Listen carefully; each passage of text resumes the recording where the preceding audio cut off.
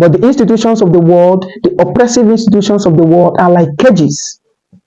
They have caged the spirit of the man, especially the black man. They don't want you to get loose. They don't want us to do this. They don't want us to. They always tell us what not to do, but they don't tell us what we should do. While they are busy telling us the things that divides us, the reason why we cannot achieve anything, they should also do justice to tell us the things we will do, taking example with what other people have done for themselves. The Chinese people thought it very wise to usher in a revolution that brought today the modern China.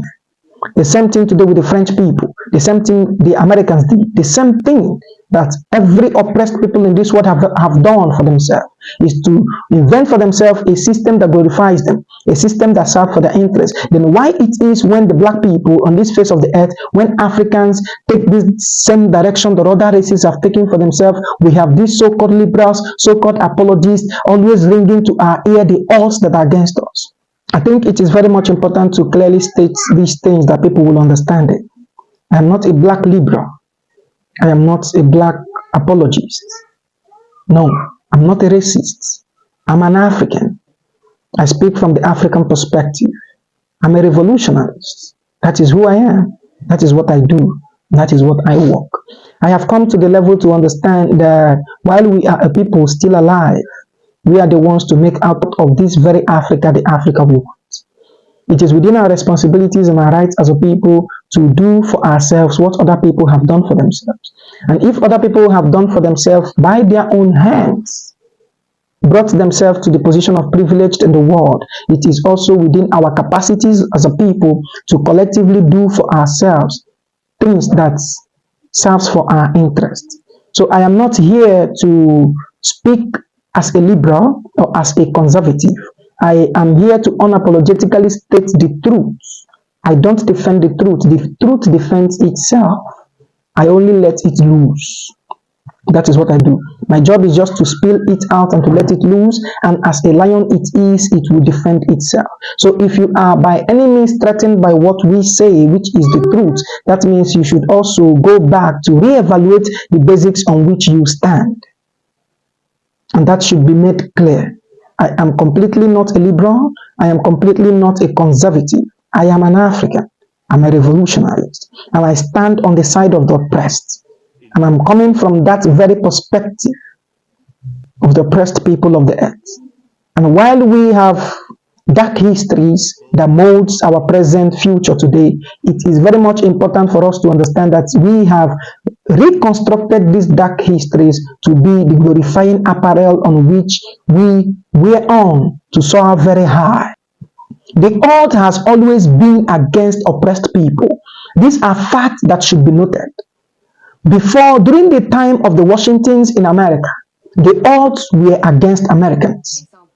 The Great Britain, as it was known then, with its great army colonizing almost 2/3 of the earth, was the colonial masters colonizing the Americans. The odds was against them. The Washington and his congressmen never had the military capabilities, the psychological capabilities, the intellectual, the social, the economic capabilities to match Britain as at that time. But they had their minds as a people.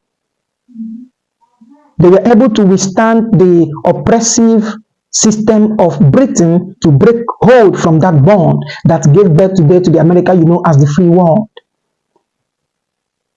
Yes. That gave birth today as what you refer to as the land of the free and the home of the brave. This is what you should understand. The odds has always been against oppressed people. It has always been the oppressed people against all odds. That if we have known that the odds are always against the oppressed people, I think anybody that is an apologist, anybody that is a liberal or a conservative should also do good to tell us how oppressed people have been able to reverse the wheel of oppression. So instead of wasting your time preaching these odds against us, you should also do well to invest your time into programs that are geared towards attaining a level of success, progress in the struggle of the black people on the face of the earth. One thing that unites us together as a people is our beingness. We can't deny it.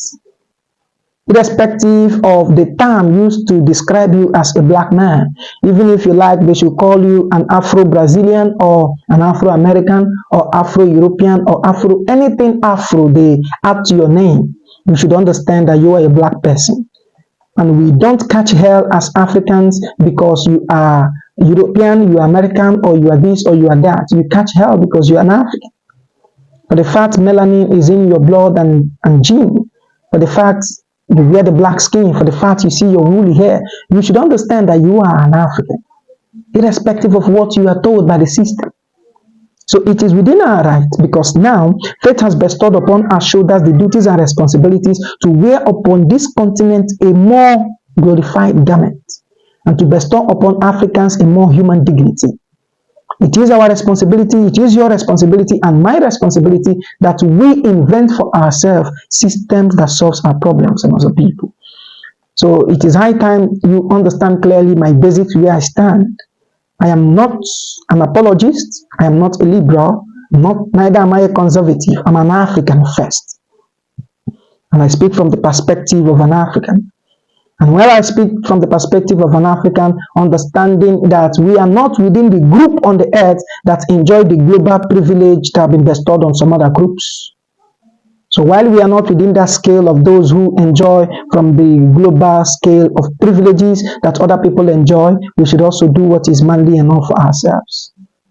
Coming together in one resolve, irrespective of the front, irrespective of the aspect it takes. It might be within the political space, the cultural, the social, the religious space. We should revolutionize every single system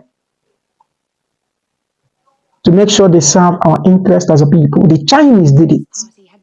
Today they are strong. We should also do it as a people. Anybody that tells you that it is impossible for Africa to unite is making the greatest mistake of his life. If it was not impossible for the divided Europe in culture, in religion, in all things to unite and present to the world an European Union that is strong enough to manage the affairs of Europe, ranging from its financial dealings to its political dealings to its economic dealings today, should also do good enough to tell us how we as a people are more united and not disunited. So that is my stance. Not an apologist, not a conservative, neither am I a liberal. I am an African. I'm a revolutionarist. And that is the perspective I stand. So nobody comes here to tell us things about the odds. The odds has always been against us. There was no time that the odds was not against us as a people. That is it. In the 19th century, the odds was against us to gain independence. They didn't tell you that. In the 18th century, the odds was against us to come out from the shackles of slavery. That was the odds against us. In the 16th century, the odds was against us. In the 15th century, the odds has always been against us. Then nobody should come here telling us about the odds. Inasmuch those in power, those in governance, has never at any time risen to change the fate of the oppressed people. It has always been the oppressed people rising to change their own fate. Then nobody should come to tell us that the odds are against us. The odds has always been against us. The odds has never been on our favor. The odds has always been against us. And if the odds has always been against us, we should understand that we are the ones that will break the odds. The wall is always against anybody that wants to jump over to the next place. It's either you pull down the wall or you jump over it. These are two things. There are only action. Action now. African freedom is now. African unity is now. That is the move. Understand it that way, and that is what it is. So we are not apologetically begging anybody for anything. We are unapologetically stating the truth, and the truth is what defends itself. Let the truth be the guide. Let the truth be the judge. This 21st century is the century of Africans. It is a century that will definitely see an overturn of the exploitative system in Africa. It is a century that will greatly see the investment of Africans in all aspects of the things that will bring to our unity. Long gone those apologies that sings the tone of odds being against us. It has always been us against the odds.